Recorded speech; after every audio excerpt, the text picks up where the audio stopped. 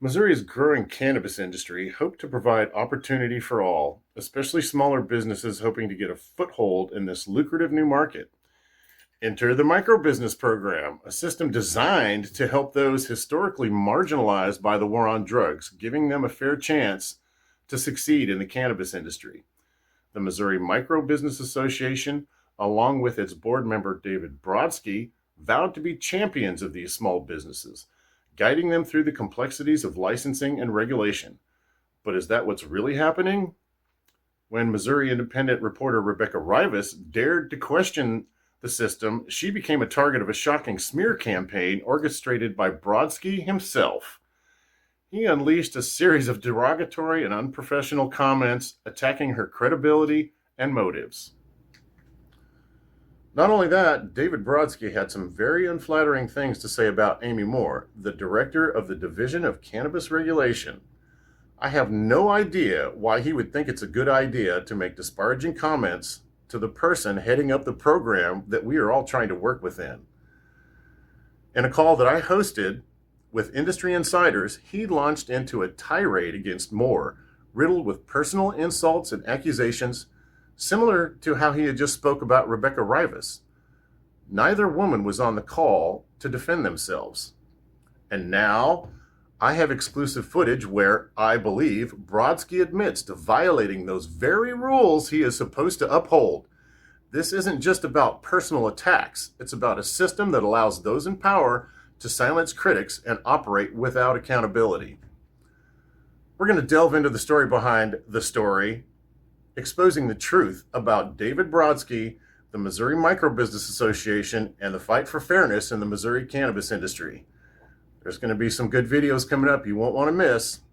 Get ready for some shocking revelations as we try to figure out if there is any social equity in the Missouri cannabis program.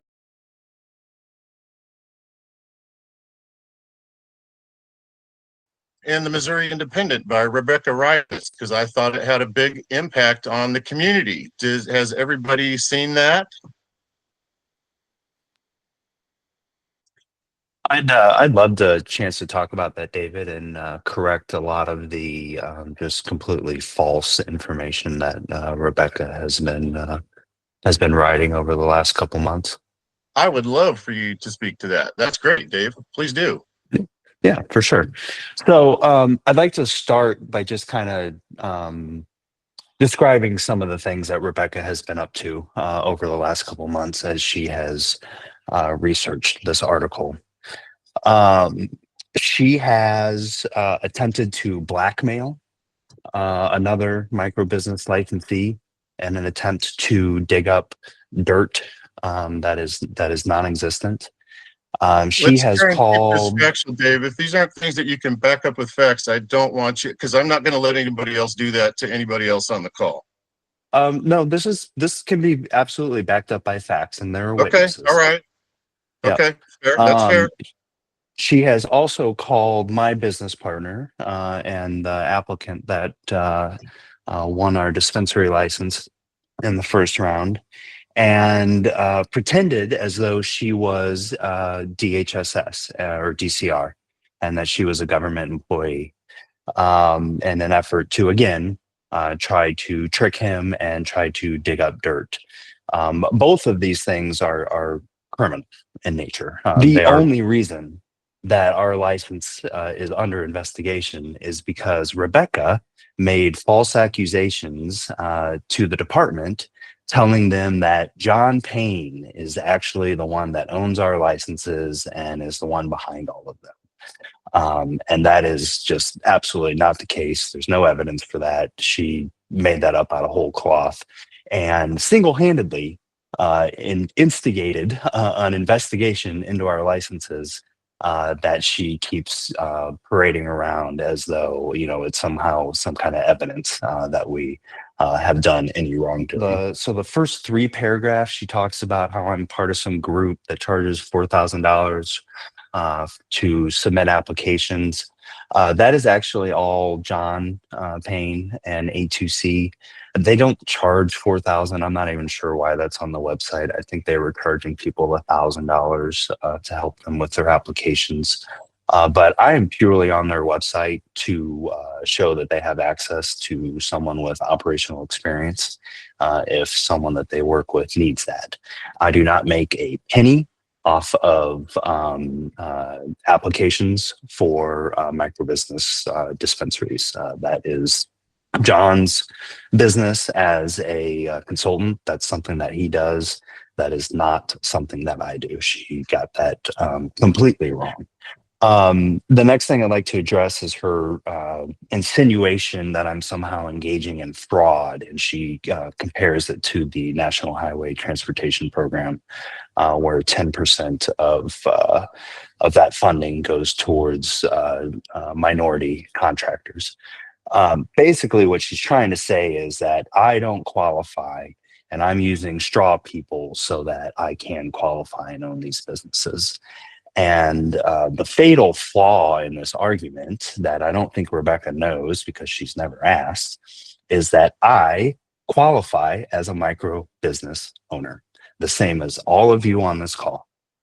And for her to insinuate that I am somehow behaving in a fraudulent manner to get around ownership rules because I do not qualify is, I mean, it's just it's stupid, and it's not. The only thing that she has from our contracts is that, two of the three managers, we do appoint those individuals, which leaves the original applicant with 1/3 of the voting power.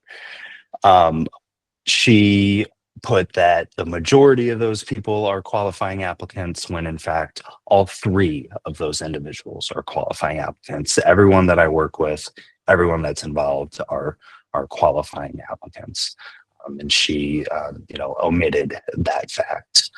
And I do want to talk about the contracts just a little bit because she brings up this 2/3 thing.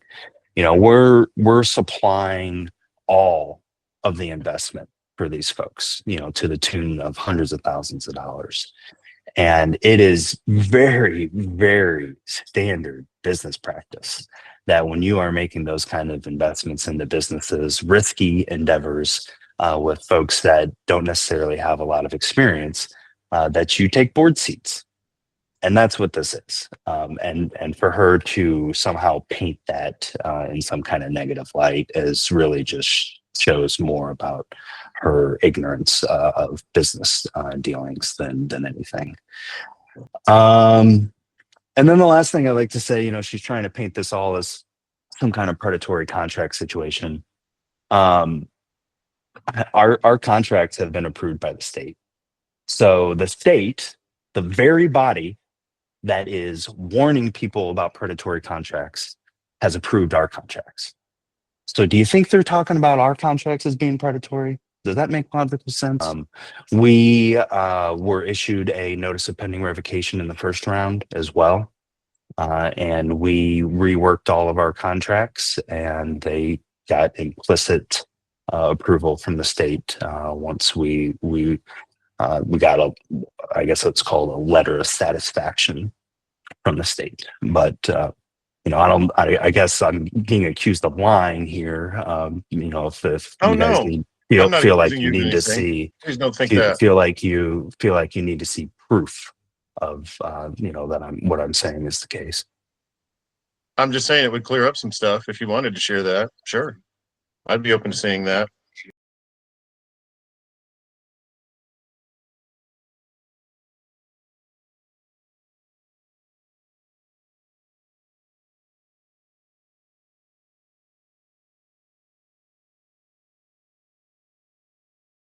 Oh, so okay, one more, Lindsay. That's a great question. The state, I know a lot of the folks on here don't have a lot of experience with dealing with DCR.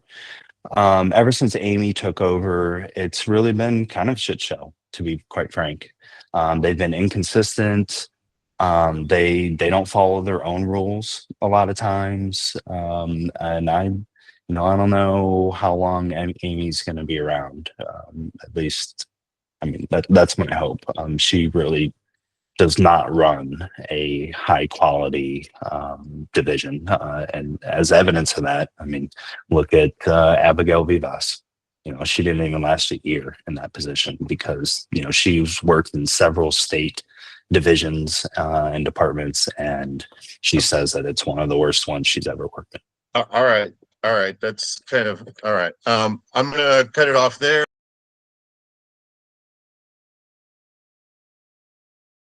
I don't call signing a release to release my picture for a hit article from a nonsensical reporter respectful, David.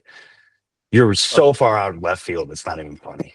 What? I'm sorry. What was that? I don't even know what that was about. What was that just happened? Whatever it is, it's off topic. And if you want to bring it up on Monday's call, that'll be an open forum.